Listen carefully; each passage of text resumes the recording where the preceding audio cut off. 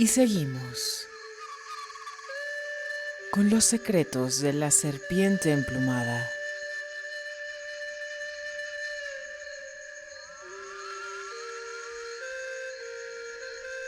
Escrito por Armando Torres. Tula Hidalgo, México, año 2010.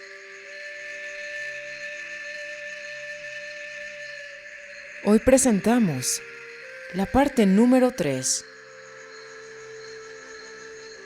El arte de actuar.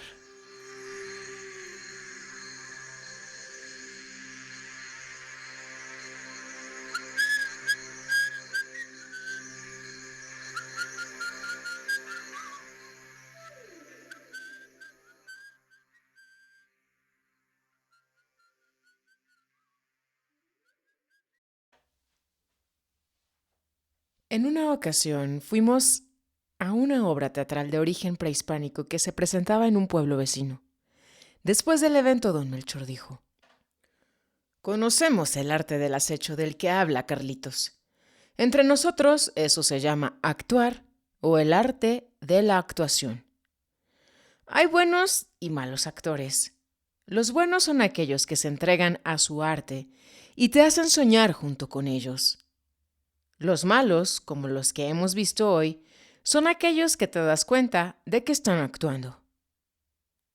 Con curiosidad le pregunté cómo funcionaba ese asunto de actuar. Respondió: Tú estás actuando en este preciso momento, dijo, y se me quedó viendo directamente a los ojos. Me sentí incómodo. Le dije que no entendía lo que él quería decir. Explicó: Nos guste o no, todos usamos máscaras. Entonces, razonamos. Si tengo obligatoriamente que usar una máscara, entonces escogeré la que más me convenga. De hecho, los brujos tenemos muchas máscaras, una para cada ocasión, dijo y se rió. ¿De qué máscaras habla don Melchor?, le pregunté. De la personalidad, respondió. Nos presentamos ante los demás de tal o cual manera según nos conviene. Consciente de eso, los guerreros escogen ser impecables. Lo que se espera del practicante es que sea un actor. Los brujos curanderos dan la mayor importancia a este asunto. Sin embargo, no puedo ayudarte con eso. Tendrás que descifrar el secreto por ti mismo. La tarea de descifrar el asunto del acecho por mí mismo me hizo suspicaz e inconscientemente malhumorado. Sin percatarme, me empeñé en un intento de vigilar a los demás. Eso me llevó a cerrarme sobre mí mismo y a juzgar a todos a mi alrededor. Una ocasión les dije que deseaba ir al Distrito Federal por mi ropa y pertenencias. Me apoyaron con la idea, pero cuando regresé, me ordenaron quemar todo lo que había traído. También me mandaron deshacerme de la radiograbadora que llevé. Después de haber cumplido con el encargo sin cuestionar, ellos me regalaron ropa nueva. Lo que más me sorprendió es que todo me quedó a la perfección. Al hundirme en mis trabajos, los curanderos me dieron la tarea de borrarme a mí mismo. Tuve mucha dificultad para salir adelante con esa manda. Ellos me ayudaron a curar, no solo mi aspecto físico, sino que heridas muy viejas que traía dentro de mí.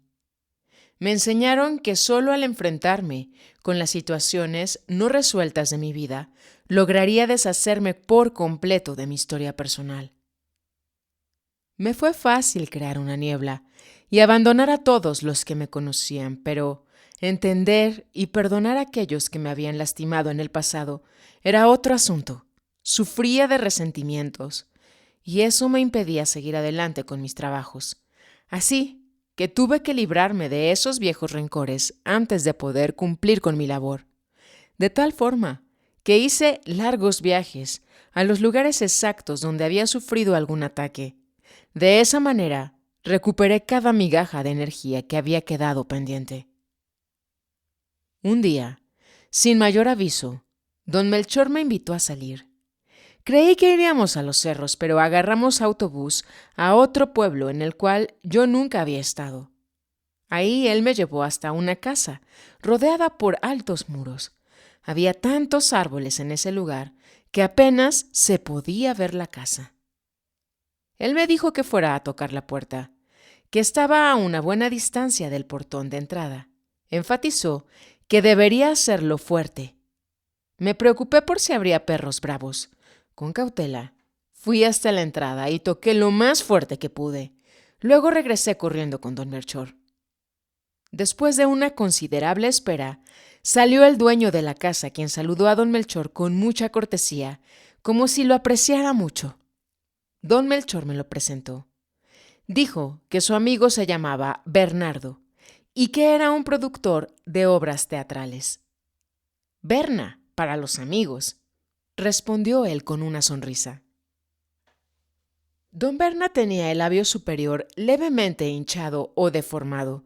Parecía que acababa de quitarse el bigote.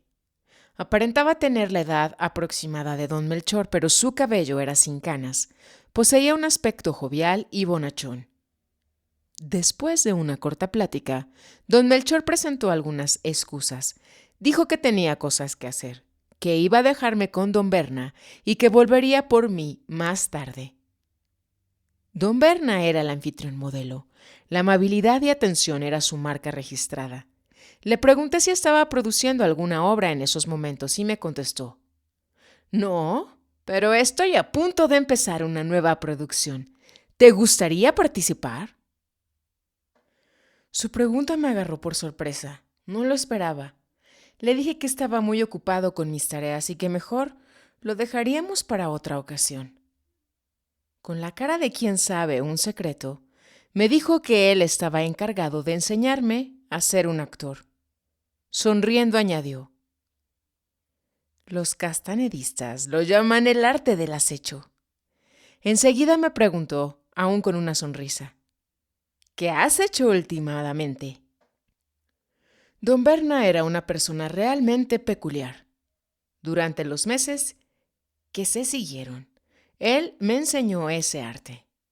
En un principio, sinceramente, creí que me enseñaba tan solo artes dramáticas, pero con el pasar del tiempo pude ver que había mucho más por detrás de todo aquello. Entre las muchas tareas que recibí de don Berna, había toda una lista de acciones que deberían ser puestas en marcha. Algunas eran más que nada simple análisis y aceptación de los hechos. Otras eran actividades prácticas que requerían de estrategia y acción deliberada. En una ocasión él me dijo: Controla tus sentimientos y emociones y tendrás el control de tu vida. Solo así lograrás ser libre. ¿Libre de qué? Respondí de forma beligerante. Me sentía amenazado con la simple idea de suprimir mis sentimientos. Incluso le eché en cara que no me interesaba reprimir lo que sentía. Él solo se rió y no se dijo nada más. Pasé mucho tiempo rumiando sobre ese asunto. En una visita posterior, reabrí el debate sobre el tema de la libertad mental. Él me acusó de tener una mente cerrada. Dijo que yo era en extremo inflexible con mis apreciados conceptos. Claro que empecé a defenderme. Le dije que yo me consideraba una persona razonable, de mente abierta, que estaba dispuesto a recibir y a aprender nuevas ideas. ¿Lo ves?, me dijo en tono de reproche. Tú siempre distorsionas todo. La libertad mental es mucho más que estar dispuesto a aprender cosas nuevas. Para lograr la libertad de la mente, necesitas ser el señor de tus emociones y de tus pensamientos. Velo como si la mente fuera un caballo salvaje que sale disparado. Solo puedes decir que has logrado la libertad mental cuando hayas puesto riendas a ese caballo, cuando lo controles a tu antojo. De lo contrario, siempre serás un esclavo de tus sentimentalismos. Le dije sin mucha convicción que yo me creía señor de lo que sentía. Se rió de buena gana y dijo: es común que la gente confunda los conceptos de sentir con sentimientos o sentimentalismos. Lo miré desconcertado. Le dije que para mí esas dos palabras significaban la misma cosa. Entonces él se puso a explicar. Es muy importante no confundir ambos conceptos, porque de hacerlo te caes en cada trampa de la mente y tiras tu energía como si fuera una manguera rota. Sentir, continuó él, es inherente de estar vivo. Todo ser vivo siente. Puedes atestiguar eso en los animales e incluso en los insectos. Si los amenazas, sienten miedo. Si los tratas bien, sienten cariño, incluso amor. Entonces, ¿qué es el sentimiento? Pregunté realmente confundido. Los sentimientos, por otro lado, continuó él, son el resultado de un proceso mental, donde usamos la memoria para evocar un determinado estado de ánimo. Se me quedó viendo, como esperando por algún comentario. Como no hice ninguno, siguió explicando. Así que puedes darte cuenta que nuestros sentimientos no son ni más ni menos que masturbaciones mentales. Nos revolcamos como cerdos en nuestros propios excrementos y llamamos a eso sensibilidad. Yo digo que no es sensibilidad en absoluto, sino que es una forma vergonzosa de entregarnos a nuestros vicios. Yo estaba mudo debido a las implicaciones de lo que me decía. Sentí que él aludía directamente a mis debilidades. Me vi a mí mismo acorralado, amenazado en algo que no podía definir con claridad. No hay nada malo en sentir, prosiguió él. Muy por el contrario, tendrías que estar muerto para que no sintieras nada. Sin embargo, cuando usas la memoria para evocar lo que deberías de sentir, entonces no estás sintiendo en absoluto. Lo que percibes en ese caso es un sentimiento de segunda mano, que se ha mancillado al pasar por el tamiz de la mente. Pero, ¿cómo puedo controlar mis emociones?, le pregunté, consciente de los asaltos periódicos, de que todos somos víctimas. Él me contestó: siendo deliberado, no entregándote a tus vicios. Además, es de lo más importante tener un propósito definido en todo cuanto haces. Solo los idiotas van por la vida reaccionando al medio que los rodea, sin tener el mínimo control sobre sí mismos. Esos son como títeres que se dejan manejar por cada gancho que se encuentran. Pregunté qué quería decir con ganchos. Él me respondió: por ganchos me refiero a los anzuelos que nos ofrece la vida moderna. En la sociedad de consumo en la cual vivimos, es difícil ir a alguna parte sin que alguien esté intentando venderte algo, o tratando de aprovecharse de ti o sacarte algo. En la ciudad incluso es difícil de mirar a algún lado sin que veas algún anuncio. Todo eso está diseñado para que reacciones al medio. Esa es la forma como los dominantes tienen a la gente agarrada de los huevos. Para lograr la libertad emocional, es necesario ser claro como el cristal. Cuando sientas que una avalancha emotiva se apodera de ti, debes jalar las riendas de ese caballo salvaje. Procediendo así, ahorrarás enormes cantidades de energía. Pensé haber comprendido la lección. Él tenía razón. La mayoría de las veces, siempre que hablaba conmigo mismo, evocaba los sentimientos que correspondían al curso de mis pensamientos. Me di cuenta que la cantidad de energía que gastaba al proceder de esa forma era en verdad exorbitante. Una ocasión, cuando llegué a buscarlo, no lo encontré en su casa y fui al mercado donde él tenía un puesto para la venta de artículos diversos. Ahí lo encontré en medio del acto de vender un cachorro de la especie escuincle, que es un perro autóctono de México, cuya característica principal es que carecen de pelo. Son feos a primera vista, pero después de conocerlos, uno se da cuenta de que son los mejores amigos que se puede tener. Después de un rato, luego de terminar la venta, vino a mí y me invitó a que fuéramos a caminar por la plaza. Nuestra conversación se centró en cómo uno debe de trabajar para vivir. Es de lo más importante que uno alcance la libertad económica, dijo. Un brujo que no puede vivir por sí mismo no merece ser llamado brujo. Hay montones de gentes que se arriman a la dependencia de otros. Viven en constante presión debido a la falta de visión y de iniciativa. No digo que te dediques a hacer fortuna, no.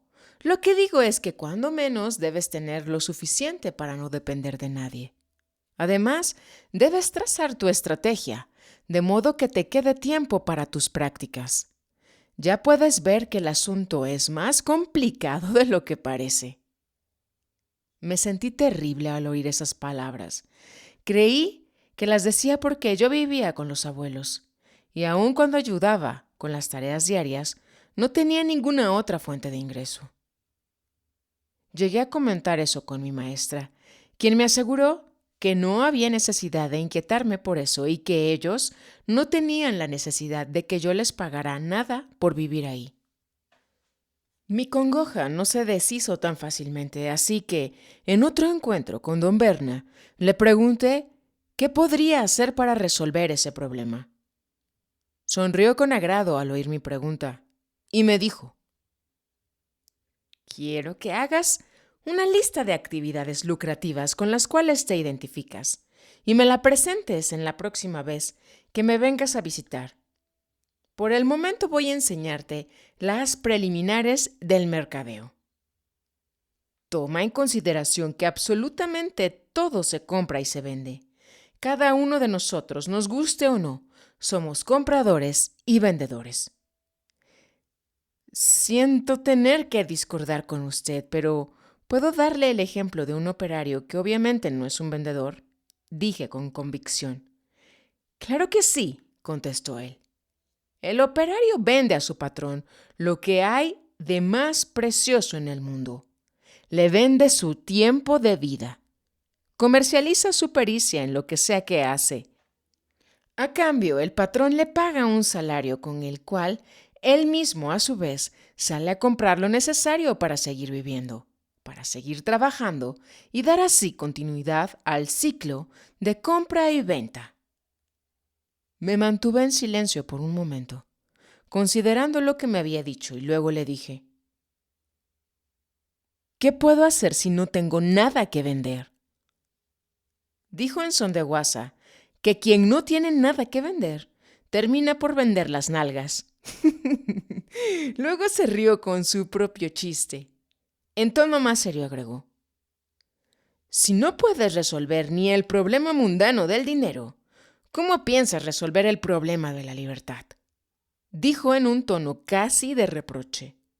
Me quedé chocado por la dirección que tomaba nuestra plática. Las implicaciones de sus palabras eran monumentales. Continuó: las personas están condicionadas a comprar lo que sea. De hecho, las personas se van de compras sin ni saber lo que quieren. Dependen del vendedor para convencerlos de que su producto, sea este cual sea, es de máxima necesidad. Si el vendedor actúa convincentemente, logra una venta. De lo contrario, logra un no.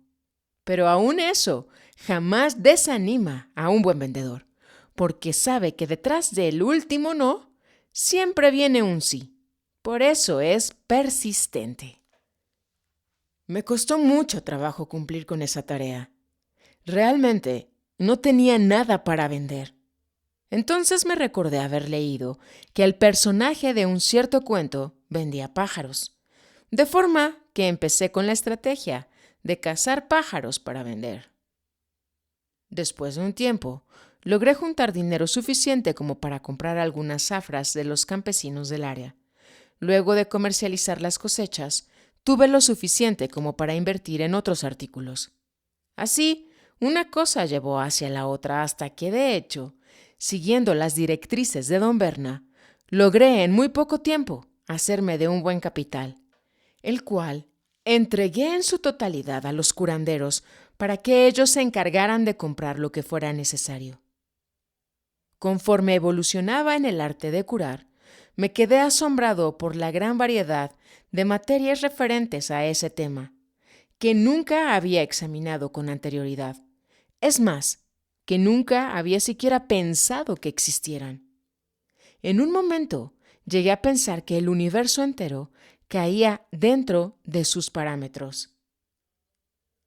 El arte del acecho, visto desde la perspectiva de un guerrero, es un arma para aumentar el nivel energético. Al acecharse a sí mismo, uno se da cuenta de las repeticiones, de las defensas del ego, del desgaste inútil de la energía. Al hacerse consciente de todo eso, el guerrero actúa para cerrar sus puntos de drenaje. Un ejemplo práctico de eso es la historia de un compañero y su lucha por tapar sus puntos de drenaje.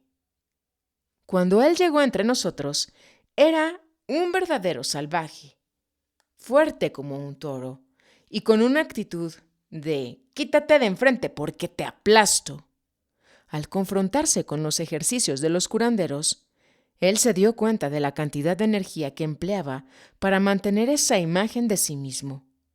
Así que por sí solo, él diseñó una estrategia donde enfocó toda su furia en cumplir con su tarea. De esa forma, él consiguió incrementar exponencialmente su energía. Con don Berna también aprendí el arte de sobrevivir en medio del cerro.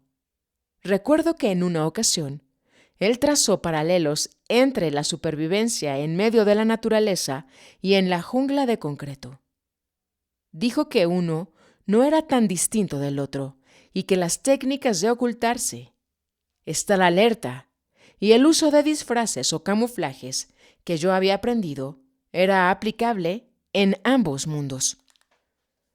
Durante mi tiempo de aprendizaje con don Berna, él me explicó que seguiríamos una ruta preestablecida, de acuerdo con su programa de entrenamiento. Empezamos por analizar a grandes rasgos los detalles del carácter humano. Cuando él juzgó que yo estaba listo, pasamos a ver aspectos más refinados de la conducta de las personas. Después, me puso a practicar cada tipo de personalidad que habíamos estudiado. Me llevaba constantemente al mercado y a lugares apiñados de personas para interactuar con la gente en el mundo diario. Hasta que te salga natural, solía decir él. Pasé años en este entrenamiento hasta que entendí el meollo del asunto. Finalmente lograba interpretar un cambio de humor sin problema alguno. Podía pasar de la alegría a la tristeza, de la sonrisa a las lágrimas en cuestión de segundos. Él me enseñó a crear diversos yoes, a los que tenía que montar como si fueran personajes de una obra de teatro.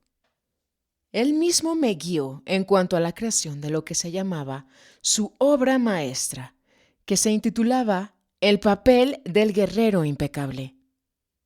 Me ayudó a darle forma y cuerpo a ese personaje.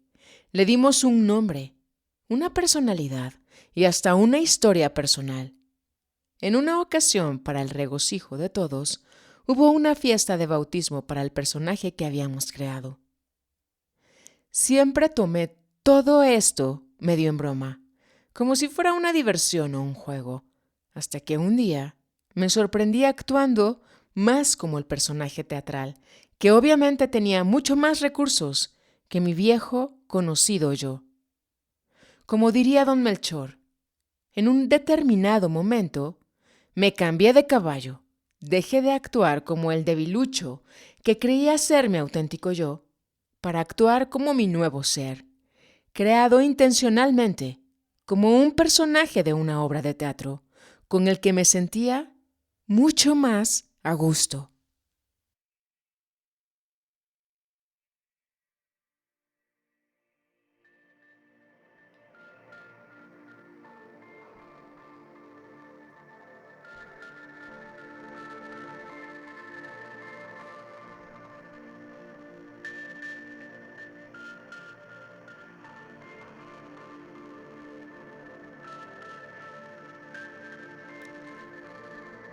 la creación de lo que él llamaba su obra maestra,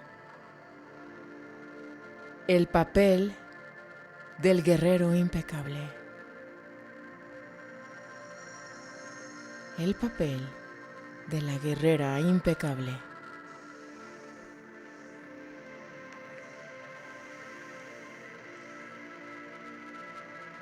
Intentando un sueño más bonito.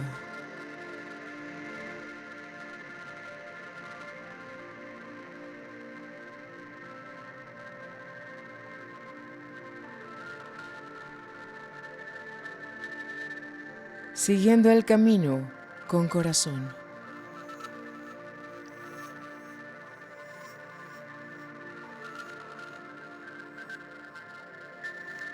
Emitiendo energía fina desde los volcanes Popocatépetl e Iztaccíhuatl, Puebla, México.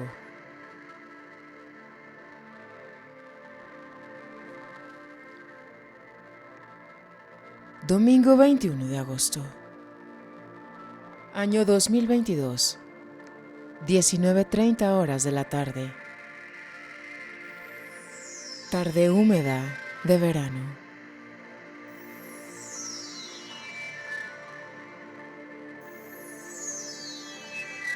Acaba de llover.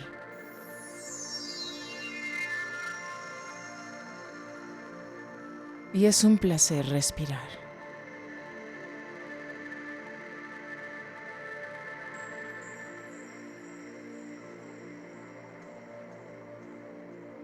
Hasta otro encuentro, caminante.